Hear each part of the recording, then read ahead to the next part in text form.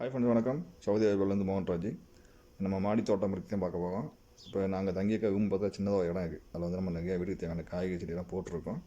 இப்போ அதான் நம்ம பார்க்க போகிறோம். பார்த்திங்கன்னா பப்பாளி செடி பாருங்க, பப்பாளி செடி போட்டிருக்கோம். சின்ன கல்லில் நல்லா பூ பூத்துருச்சு. அதை பார்த்தா முள்ளங்கி, போன டைம் நிறையா முள்ளங்கி போட்டிருந்தோம், நிறையா அறுவடை பண்ணியிருந்தோம். இப்போ இல்லை முள்ளங்கி வந்து ஒரு 3 செடி மட்டும் விதைக்காக விட்டுருக்கோம். முள்ளங்கி பூ பாருங்க, இப்படி தான் இருக்கும். நல்லா வளர்ந்துருச்சுன்னா வச்சுங்களேன், முத்திடுச்சுன்னா இந்த மாதிரி தான் பூ பூக்கும். பார்த்தீங்கன்னா தெரியும், பூப்பாங்க இவ்வளோ அழகாக இருக்குன்ட்டு சின்னதாக. அதான் முள்ளங்கி கட்டுக்குள்ளே வெங்காயம், நிறைய பெரிய வெங்காயம் நட்டு வச்சுருக்கோம். அப்புறம் மரவள்ளி கிழங்கு, அப்புறம் நிலக்கடலை நிறையான்னு வச்சுருக்கோம். பார்த்திங்கன்னா இந்த முள்ளங்கி பூப்பாங்க இவ்வளோ அழகாக இருக்குது, ஒயிட் அண்ட் பர்பிளில். இன்னும் நல்லா இப்போ முட்டை இருக்குது, நல்லா பூத்துச்சுன்னா இன்னும் அழகாக இருக்கும் செடி.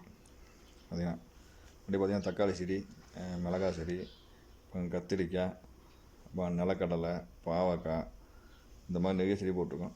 தக்காளி பார்த்திங்கன்னா நல்லா பூ பூத்துருப்பாங்க, காய்க்கு நல்லா ரெடி ஆகிடுச்சு. பிஞ்சு இருக்குது, சின்ன சின்ன பிஞ்செல்லாம் நிறையா வச்சுருக்கு. பார்த்ததுக்கும் நல்லா பூ நல்லா இருக்குது. பாருங்க அப்படியே லைனாக வச்சுருக்கோம். அதாவது நம்ம வெங்காயக்காய் போடுற மாதிரி அப்படியே காய போட்டு, அந்த ஒவ்வொரு காயிலையுமே வந்து பக்கத்தில் அப்படியே மரவள்ளி செடி, அதுக்கடுத்ததாக ஒரு தக்காளி செடி, அதுக்கடுத்ததாக ஒரு மிளகாய் செடி, அப்புறம் மரவள்ளி, அப்புறமா வந்து மிளகாய் செடி, தக்காளி, இப்படி மாற்றி மாற்றி என்ன பண்ணியிருக்கோம், இப்படியே நட்டு வச்சுருக்கோம். இதுக்கெலாம் வந்து தண்ணி பார்த்திங்கன்னா நம்மளுடைய வாட்டர் சர்வீஸ், வாட்டர் சர்வீஸ் பண்ணுறோம்ல அதோட தண்ணி தான். இது பார்த்திங்கன்னா வந்து சோம்பு செடி இல்லை ஜீவா செடியாக தெரியல, நிறையா முளைச்சிருக்கு. விளைஞ்சதுக்கப்புறம் தெரியும் இது என்ன செடின்றது. இப்போ எங்களுக்கு சரியாக கண்டுபிடிக்க முடியல. இது பார்த்திங்கன்னா கத்திரிக்காய் நாற்றுப்பாங்க, பழத்தை புழிஞ்சு விட்டோம். அது அப்படியே எவ்வளோ நாற்று முளைச்சி கிடக்கு கத்திரிக்காய் செடி பார்த்துங்க. இது அப்படியே அந்த சோம்பு செடி நினைக்கிறேன். அப்படியே பார்த்திங்கன்னா தக்காளி செடிப்பாங்க, அப்படியே நிறையா பூ பூத்துருக்கு. இந்த நிறையா சோம்பு செடி நிறையா முளைச்சிருக்கு. இதெல்லாம் விதையெல்லாம் வந்து நம்ம விலைக்கு வாங்கி போட்டதெல்லாம் இல்லை, சும்மா அப்படியே தூவி விடுறது தான். நம்ம வீட்டில் சமையலுக்கு வச்சுக்க முடியா, அந்த காய்கறிகள், பழத்து போடுறது, இந்த மாதிரி அப்படியே தூவி விடுறது தான். இதில் பார்த்தீங்கன்னா நிலக்கடலை பாருங்க, இது மிளகாய் நாற்று போட்டு வச்சுருக்கோம். கேரட்டு முளைச்சிருக்கு. கேரட்டு விதை மட்டும் அவள் கொடுத்தாங்க, அதை அப்படியே போட்டோம் சும்மா, அது அப்படியே வந்திருக்கு. நிறைய கேரட்டு, சின்ன சின்ன கேரட்லாம் நிறையா முளைச்சிருக்கு. பார்த்திங்கன்னா இது ஒரு பாட்டு. அடுத்த பாட்டு பார்த்திங்கன்னா இந்த சைடில் பேக் சைடில் கொஞ்சம் இடம் இருக்குது, அதில் பார்க்கலாம் வாங்க. பார்த்திங்கன்னா தக்காளி செடி பார்த்திங்களா, அதில் எவ்வளோ பிஞ்சு வைக்க ஸ்டார்ட் ஆகிட்டு. இப்போ இதெல்லாம் என்ன ஒரு விஷயம்னா, நம்ம வந்து எதுவுமே எல்லாமே நேச்சுரல். நம்ம வந்து மருந்து அடிக்கலை, உரம் போடலை, எதுவுமே பண்ணலை. சும்மா அப்படியே போட்டு தண்ணி மட்டும் தான் விட்டுட்ருக்கோம், வந்துட்டுருக்கு.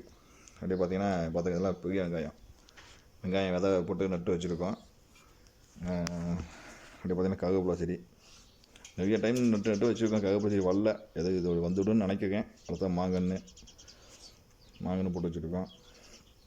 இது பார்த்திங்கன்னா கேரட்டு பாருங்க, கேரட்டு இந்த வெங்காய கட்டெல்லாம் நிறைய இருக்குது, சின்ன சின்ன செடியாக முளைச்சி கிடக்கு. வெங்காயம்லாம் நல்லா இருக்குது, நல்லா வெங்காயம்லாம் சூப்பராக இருக்குது, எந்த நோயும் இல்லாமல் நல்லா இருக்குது. அப்படி உள்ளே பார்த்திங்கன்னா தெரியும், உள்ள கடலையும் இருக்குது, இது கேரட்டும் இருக்குது, எல்லாமே மிக்ஸ் பண்ணி இருக்குது. அப்படியே தண்டிக்காய் இது வந்து விதைக்கி விட்ருக்கோம், சிவப்பு தண்டிக்காய். அப்படி பார்த்திங்கன்னா மரவள்ளி செடி நல்லா முளைச்சிருக்கு. ஏன்னா இந்த கொஞ்சம் தண்ணி பாசனம் அதிகமாக இருக்கும். இது கருவேப்பிலை செடி, தக்காளி செடி, நான் கருவேப்பிலை பூ பூத்துக்குப்பாங்களா, கத்திரிக்காய் செடி கத்திரிக்காய் செடி, கத்திரிக்காய் நல்லா பூ பூத்துருக்கு. இன்னும் அப்படியே ப்ராப்பர் காய்க்கு வந்துடும். சரிங்களா, இது ஒரு பாட்டு. அடுத்த பாட்டு பார்த்திங்கன்னா இது மோட்ரு. நம்ம மோட்ரு வந்து அப்பப்போ தண்ணி மோட்ரு போட்டால் தண்ணி லீக் ஆகிட்டு வெளியே போகும். இந்த தண்ணி தான் வந்து இந்த செடிகளுக்கு எல்லாமே பாயும். சும்மா வேஸ்ட்டாக போகக்கூடிய தண்ணி தானே, சரி தான் நட்டு வைப்போமே அப்படின்றக்காக நட்டு வச்சோம், வந்துடுச்சு.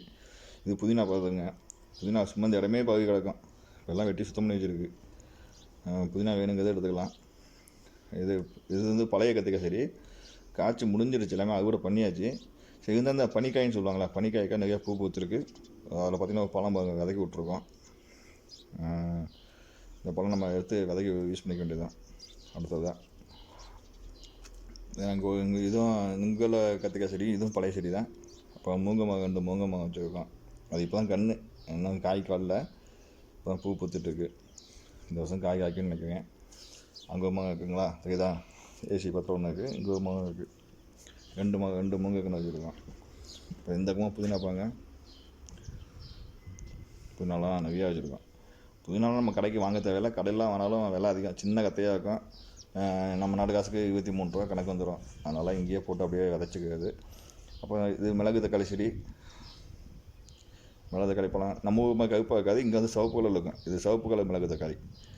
அவக்காய் செடி பாருங்க, அவக்காய் செடி வந்து அறுவடை முடிஞ்சிடுச்சு. ஒரு 5 கிலோ காய்க்கு மேலே அறுத்துட்டோம். சரி தான் பிஞ்சு கொஞ்சம் இருக்குது. இது முடிஞ்சுன்னா அறுத்துட்டு வேறு ஏதாவது செடியை நட்டு வச்சுக்கலாம். இது என்னென்னா இதெல்லாம் பாலைவனம் தான். இந்தக்கெல்லாம் எந்த ஒரு இதுவும் கிடையாது, மண்ணில் தான். நம்ம நாட்டு மண் மாதிரி கரிசல் மண்ணெலாம் கிடையாது, சாதாரண மணல். அந்த மணல்லையே நம்ம வந்து இவ்வளோ செடியை நம்ம தண்ணி வச்சு நல்லா பாய்ச்சிட்ருக்கோம், இவ்வளோ விவசாயம் பண்ணிகிட்ருக்கோம். நான் என்ன சொல்ல வேணா, இந்த மாதிரி நம்ம வீட்டு பக்கத்தில் சின்ன சின்ன இடம் இருந்தாலும் நமக்கு வீட்டுக்கு தேவையான காய்களை நம்மளே போட்டு வச்சு நம்ம ஹெல்த்தியான ஃபுட்டை சாப்பிடுவோன்றதை நான் கேட்டுக்கிறேன். ஓகே ஃப்ரெண்ட்ஸ், பாய்.